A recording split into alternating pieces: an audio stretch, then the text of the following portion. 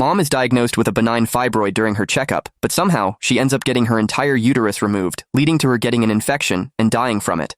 With the surgical records in hand, I decide to sue the doctor for malpractice, but my wife, Anastasia Ziegler, who's also the director of the hospital, personally steps in to vouch for him. Enraged, I question her why. However, Anastasia just shoves me away coldly. Your mom was already that old. What use did she have for her uterus? Louis's future is more important. Anyway, I'll waive the hospital bills. You'd better take down the court case, though. Don't embarrass me any further in the hospital. As I gaze at Mom's cold corpse, I can't help but chuckle. It turns out that Anastasia has no idea that her beloved side piece has killed off her actual mom, who had stayed widowed for many years. I had just finished handling my mother-in-law Margot Sinclair's death paperwork when Anastasia Ziegler arrived at the hospital morgue with Louis Foster. Louis looked at the row of morgue drawers and frowned. Gabriel, even if Anna is the hospital director, you can't waste money like this. Just get the funeral over with. She was just an old woman. Don't you think it's a waste to use a morgue drawer for a bumpkin hag like your mom? He pulled out a business card and handed it to me. This is a crematorium on the outskirts of the city that specializes in unclaimed bodies. It's cheap, and they can get the cremation done in a single day. I clenched my fists in anger. Anastasia stepped in front of him, shielding him with an unapologetic expression. He's just trying to save us money. Your mom's already dead. She won't know it, no matter how much you spend. What's the point of all this formal nonsense? You're just obsessed with keeping up with the appearance and making your life harder. I stared at her in disbelief.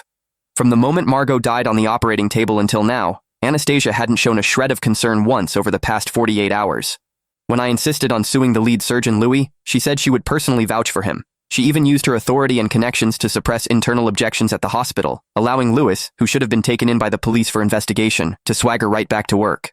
I had thought Anastasia was out of her mind, that Louis must have fed her some kind of lies and turned right and wrong upside down, but I never expected the truth to be this. She simply thought the one who died was my mom, not hers. That realization felt both absurd and laughable. Seeing Anastasia protect him, Louis broke into a smug smile. You should hurry up and contact that crematorium. Keeping a body here costs several $1,000s a day. Your mom loved taking advantage of small bargains when she was alive. Now that she's dead, don't follow her example. A thick look of disgust surfaced on Anastasia's face. Like mother, like son. With your mom's petty, nosy personality, dying on the operating table was just karma. My whole body trembled. My mom never offended you. Don't you dare insult her. She couldn't be bothered to deal with me. Instead, she turned straight to the morgue attendant. We're taking this body. You don't need to worry about it anymore. The attendant looked at me, clearly conflicted. Louis pointed at the garbage truck downstairs. Anna, why not have that truck take her along? It saves transport fees and counts as helping the environment. Anastasia scoffed at me. You should be thanking Louis for being so considerate. With that, she called the people over and had them forcibly move Margot's body. I tried to stop them, but the security guards Anastasia had summoned pinned me. Margot had lived